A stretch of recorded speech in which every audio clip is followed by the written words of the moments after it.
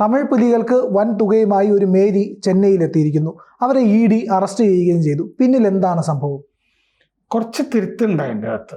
അതായത് ഇവർ എത്തിയിട്ട് കുറേ നാളായി ചെന്നൈയിൽ. ED അവരെ അറസ്റ്റ് ചെയ്യുകയല്ല ചെയ്തിരിക്കുന്നത്. ED അവരെ ചോദ്യം ചെയ്യാനായിട്ട് കോടതി അനുവാദം കൊടുത്തിരിക്കുന്നു. കാരണം കോടതിയിൽ ചെന്നിട്ട് ഇവർ 2019 ഡിസംബർ 16 ഇന്ത്യയിൽ വന്നത്. അത് കഴിഞ്ഞ് ഇവർ ഒരുപാട് പണം കൈകാര്യം ചെയ്യുന്നതായിട്ട് കണ്ടെത്തി. ഇവരെ നിരീക്ഷിക്കുന്നുണ്ടായിരുന്നു പോലീസ്. ഇവർ തമിഴ് പുലികൾ ഇപ്പോൾ തകർന്നിരിക്കുകയാണല്ലോ, വീണ്ടും പൊക്കിയെടുക്കാൻ വേണ്ടി വിദേശത്ത് നിന്നൊക്കെ ഇവർക്ക് ഫണ്ട് വരുന്നുണ്ടായിരുന്നു. വലിയ തുകകളുമൊക്കെ ഇവർ കൈകാര്യം ചെയ്യുന്നതുമൊക്കെ കണ്ടിട്ട് ഇവരെ പിടിച്ച് ജയിലിലിടുകയാണ് ചെയ്തത്.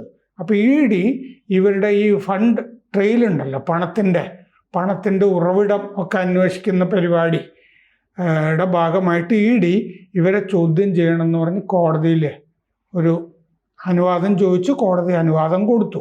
അപ്പോൾ ചോദ്യം ചെയ്യാനായിട്ട് പോവുകയാണ്. ഇവർ ശ്രീലങ്കൻ പൗര ആണ്. മേരി ഫ്രാൻസിസ്ക എന്നാണ് ഇവരുടെ പേര്.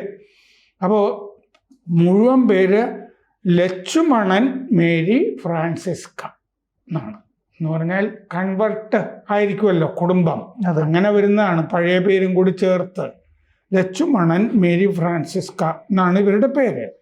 2019 ഡിസംബർ 16 ഇന്ത്യയിൽ എത്തിയ ശേഷം വ്യാജ രേഖകളൊക്കെ ഉപയോഗിച്ചിട്ട് ഈ ആധാർ കാർഡുകളില്ലേ, ആധാർ കാർഡ്, പാസ്പോർട്ട്, ഇങ്ങനെ പലതുമൊക്കെ ഉണ്ടാക്കാൻ, ബാങ്ക് അക്കൗണ്ട് തുടങ്ങാനും ഒക്കെ പണം, ഈ തമിഴ് പുലികളെ പുനരുജ്ജീവിപ്പിക്കുക എന്നുള്ളതായിരുന്നു ഇവരുടെ ദൗത്യവുമായിട്ട് വേറെ ആളുകൾ ഇവരെ ഇന്ത്യയിലേക്ക് അയച്ചതാണ്.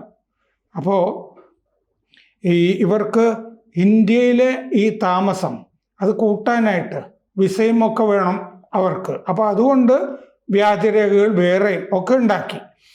പിന്നെ ഈ കുറേ കാലം ഈ ആളുകളില്ല, അക്കൗണ്ട് ഹോൾഡേഴ്സ് ഇല്ലാതാവുമ്പോൾ ബാങ്ക് അക്കൗണ്ട് ഇന്നോപ്പറേറ്റീവ് ആവില്ലേ, ആ ഇന്നോപ്പറേറ്റീവ് ആകുന്ന ബാങ്ക് അക്കൗണ്ടുകൾ ഞാനാണ് അതിൻ്റെ ആൾ, എനിക്ക് പവർ ഓഫ് അറ്റോർണി ഉണ്ട് ഇത് ഓപ്പറേറ്റ് ചെയ്യാൻ എന്നൊക്കെ പറഞ്ഞിട്ട് വ്യാജ പവർ ഓഫ് അറ്റോർണിയൊക്കെ ഉണ്ടാക്കി ബാങ്കുകളെ സമീപിക്കുക, കോടിക്കണക്കിന് പൈസയുള്ള അക്കൗണ്ടുകൾ ഓപ്പറേറ്റ് ചെയ്യാൻ നോക്കുക, ഇങ്ങനത്തെ പരിപാടിയൊക്കെ ഇവർ ചെയ്യുന്നുണ്ടായിരുന്നു.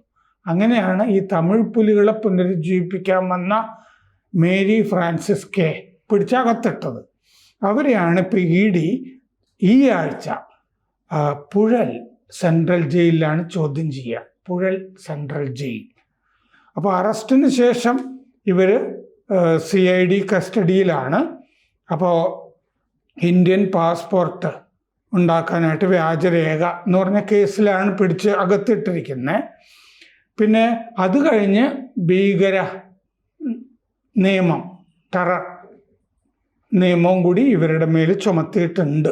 കാരണം ഇത് തമിഴ് പുലികളെ പുനരുജ്ജീവിപ്പിക്കാനാണെന്ന് പിന്നീട് കണ്ടെത്തിയതിനെ തുടർന്ന് ഇവരുടെ മൊഴികൾ വെച്ചിട്ട് 7 പേരെ കൂടി അറസ്റ്റ് ചെയ്തു.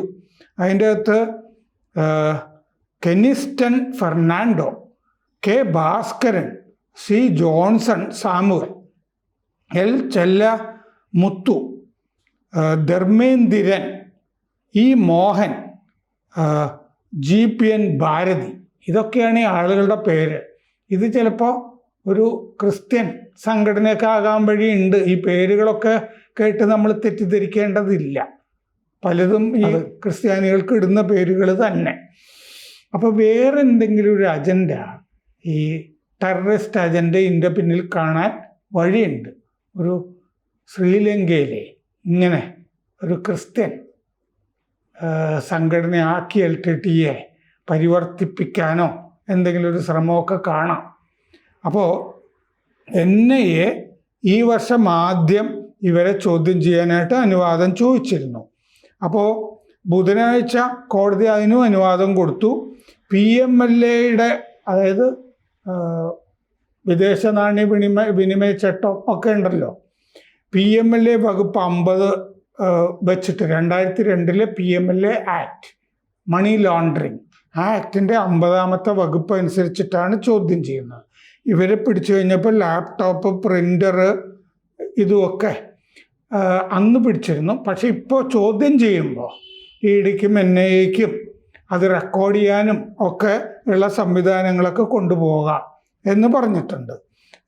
ഒരാഴ്ചക്കുള്ളിൽ ചോദ്യം ചെയ്യൽ അവസാനിപ്പിക്കണം എന്ന് കോടതി പറഞ്ഞിട്ടുണ്ട്. 2 ദിവസമേ ചോദ്യം ചെയ്യാവൂ, ഒരാഴ്ചക്കുള്ളിൽ വേണം എന്നും പറഞ്ഞിട്ടുണ്ട്.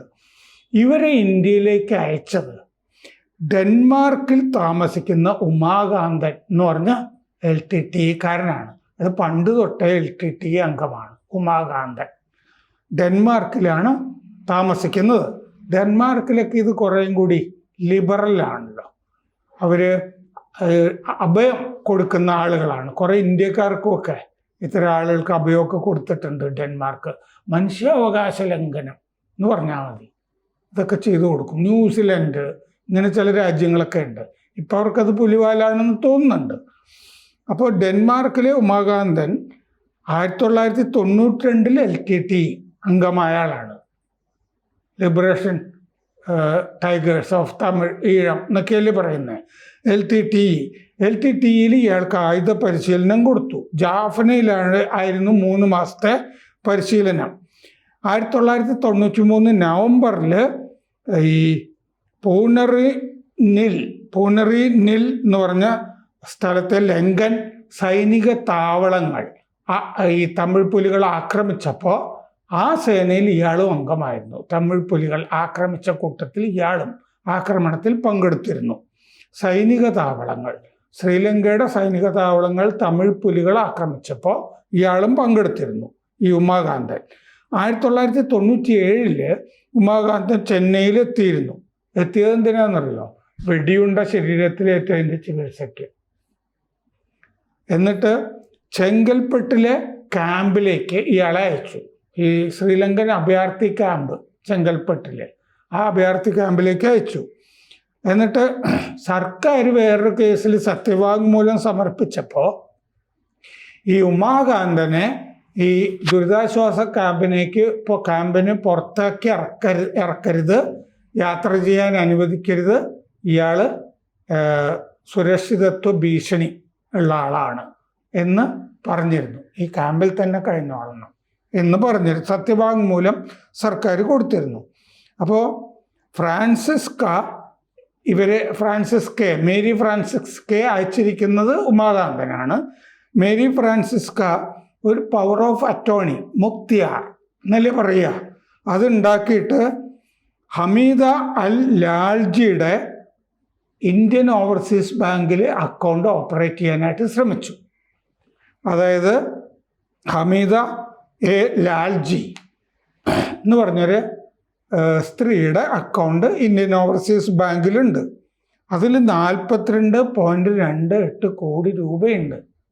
അത് കുറേ കാലമായിട്ട് അക്കൗണ്ട് ഹോൾഡർ ഇല്ല. ഇവർ മരിച്ചിട്ടുണ്ടോ ഇല്ലയോ എന്ന് അറിയില്ല. ചിലത് ഇങ്ങനെ കിടക്കുമല്ലോ ബാങ്കുകളിൽ. ഇത് കണ്ടെത്തിയിട്ട് ഈ ഹമീദ ലാൽജിയുടെ പവർ ഓഫ് അറ്റോർണി എനിക്കുണ്ട്, ഞാൻ ഇനി ഈ അക്കൗണ്ട് ഓപ്പറേറ്റ് ചെയ്യാം എന്ന് പറഞ്ഞ് ഇവർ പ്രത്യക്ഷപ്പെടുകയാണ്. ഈ മേരി ഫ്രാൻസിസ്ക ബാങ്കിൽ 42.28 കോടി രൂപയുണ്ട്.